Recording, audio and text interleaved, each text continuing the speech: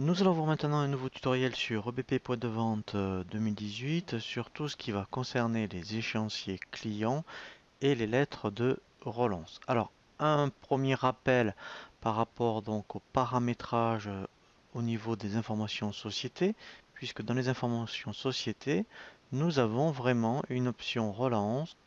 Voilà, ici vous voyez dans règlement, j'ai relance. Donc là, les lettres de relance, c'est-à-dire par mail, quel est le modèle que je vais appliquer. Ici, ça peut être éventuellement voilà, un modèle de liste, c'est-à-dire qu'on ira voir aussi dans le menu impression toutes les éditions liées aux relances. Donc on peut dire, eh bien, dès que je veux faire une relance téléphonique, propose-moi un modèle par défaut. Et là, après, alors ça c'est générique, hein, et on verra qu'après on peut faire du cas par cas au niveau des fiches clients. Là, ça veut dire, eh bien, à partir de quand tu vas tenir compte de mes relances pour le premier niveau, deuxième niveau, troisième niveau. Voilà, donc là ça veut dire que par exemple, par défaut, c'est sur 5 jours. Eh bien, une échéance qui est passée à partir de 5 jours, il va en tenir compte. Ensuite, ici, vous voyez, par défaut, c'est envoyé par mail. Alors, après, on peut le décocher et systématiquement, on peut choisir si pour une lettre de relance, on la veut par mail ou pas, ou par courrier. Voilà, sinon, vous cochez par défaut que vous la voyez par mail. Et vous voyez par courrier, eh bien c'est que en fait elle va se déclencher à partir du niveau 2. Voilà. Après on peut choisir de ne pas incrémenter le niveau de relance. Voilà. Et là, très important, c'est d'indiquer les pénalités de retard. Donc là je vous le conseille. Pourquoi? Parce qu'il est capable de tenir compte eh bien, d'un courrier avec le calcul des lettres de relance quand le client aura réglé en retard. Ça peut être intéressant, surtout peut-être quand c'est des clients récurrents pour lesquels vous êtes toujours dans cette situation. Eh bien, à un moment donné, vous pouvez envoyer un courrier et ça, bien sûr, c'est le montant de l'indemnité forfaitaire. Donc ça, c'est la première chose à faire. Ensuite, effectivement, on peut faire du cas par cas par rapport aux fiches clients. Donc, quand on va sur les clients, voilà, donc je vais en prendre un au hasard, hein. Ici, alors déjà, vous pouvez dire, si c'est un très bon client par exemple, dire, eh bien, je ne vais pas le relancer. Donc là, vous décocheriez cette option. Ici, c'est très intéressant de cocher contrôler le retard de paiement, comme ça il va le calculer si ça doit arriver. Et après, par défaut, ici, on pourrait très bien mettre un modèle de relance particulier pour ce client-là. Voilà. Et ici, dire, ah ben non, même si je fais par exemple des relances, pour ce client, c'est pas au bout de 5 jours, mais peut-être au bout de 15 ou de 20. Voilà, donc là, en fait, après, soit vous laissez tout par défaut par rapport aux informations société, soit pour certains clients, vous faites du spécifique. Donc une fois après qu'on a fait ces paramétrages, effectivement, on va donc aller dans le menu ici, règlement. Voilà, et dans le menu règlement, vous voyez, alors je vais aller sur les clients. Alors ce qu'on voit sur les clients niveau échéancier, c'est valable pour les fournisseurs. Donc si on commence par les échéanciers, vous voyez, donc j'ai échéancier. Voilà. Ici, déjà, j'ai des onglets pour me dire ce qui est non réglé, réglé ou échéance douteuse. Donc ça, on y reviendra. Alors, vous verrez que je vous conseille sur ces versions-là de pratiquer cette gestion de créances douteuses, voire irrécouvrables. Pourquoi? Parce que comptablement, si vous êtes dans cette situation, il y a des choses à faire. Eh bien, si vous avez EBP Compta, si vous le faites depuis la GESCOM, quand on fait un transfert comptable, on verra après un tutoriel sur le transfert comptable, et bien comptablement, ça sera fait. Donc sincèrement, ça vaut le coup de le mettre en place. Donc au niveau des échéanciers, voilà, ici, donc vous avez directement, vous voyez, c'est relativement simple, hein, à l'œil nu, là déjà tout ce qui est non réglé, ou réglé par exemple, ou soldé. Alors soldé, on verra justement, c'est ce qui est vraiment perdu, hein, donc pour l'instant là, il n'y a rien, c'est pas le cas. Voilà.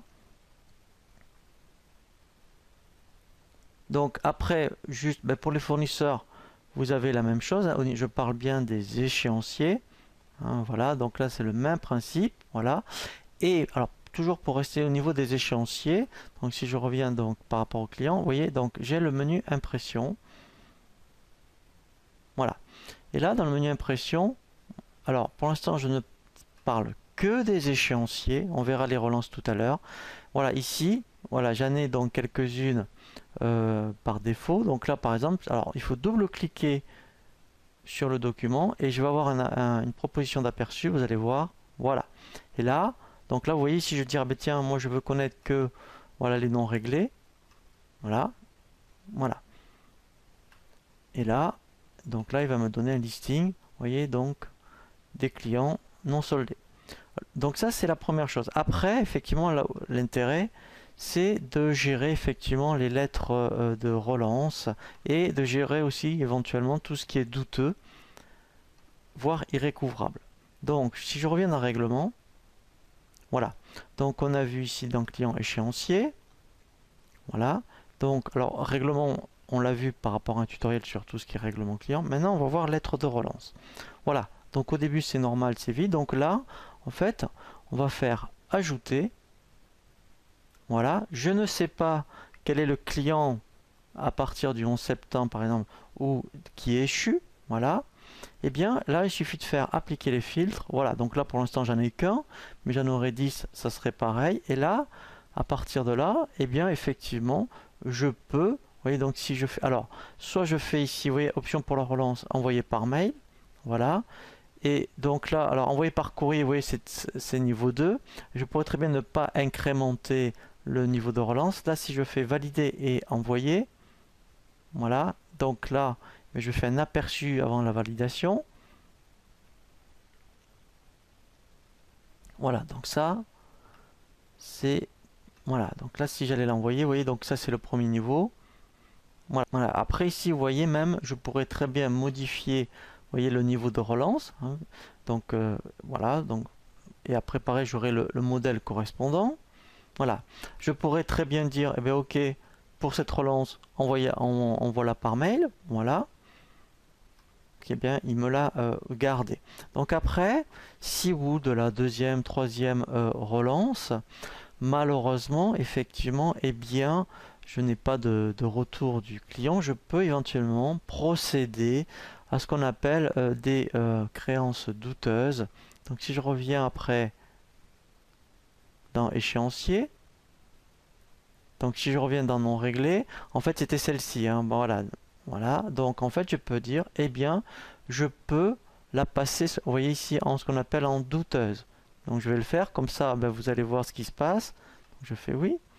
Voilà, donc en fait, eh bien lui, il me l'a mis en douteuse.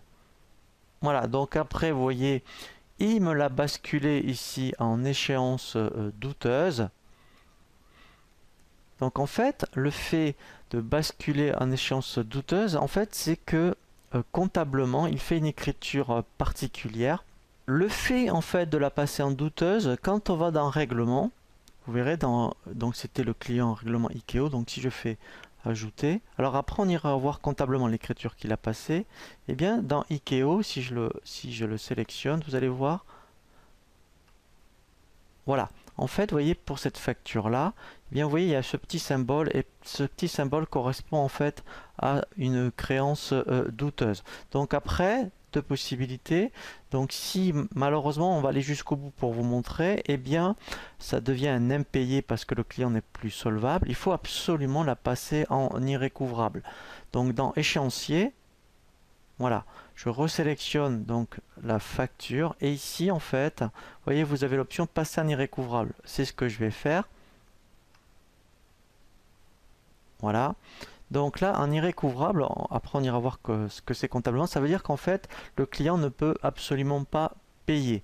Donc en plus, ce qu'il faut faire, c'est solder la facture. Solder la facture, ça veut dire que là, parce que si vous la clôturiez comme ça, vous voyez, bon là le solde il est parce qu'il y avait un écart en fait, hein, mais il y aurait 1000 euros, ça serait pareil.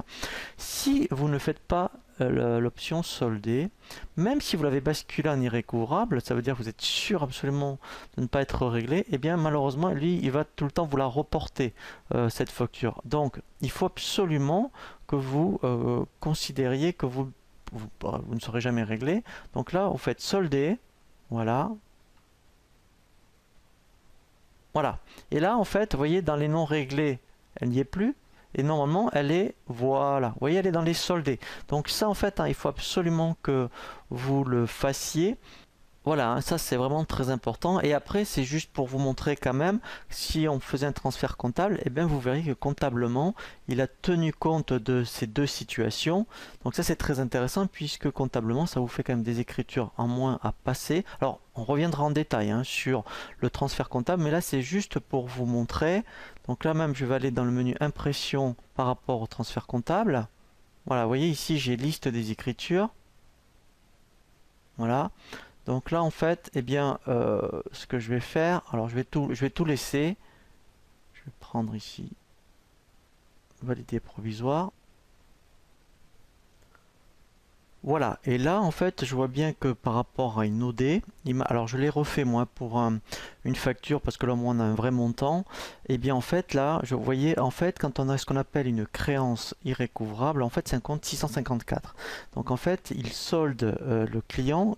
En fait, la TVA collectée, il la débite, hein, puisque vous n'avez pas payé de la TVA, puisque malheureusement la créance est irrécouvrable. Et vous avez donc une charge, hein, c'est pour votre hors-taxe, de 654. Voilà, donc ça, après, comptablement, eh bien, c'est vraiment très intéressant parce que, en fait, vous n'avez pas à le saisir sur la compta. Vous le générez depuis la GESCOM et après, ça se fait, vous le déversez directement. Donc après, ça se fait tout seul.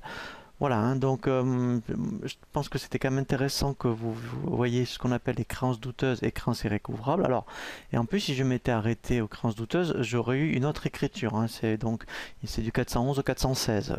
Voilà, parce qu'après, on peut très bien avoir une créance douteuse, mais à terme, votre créance est soldée.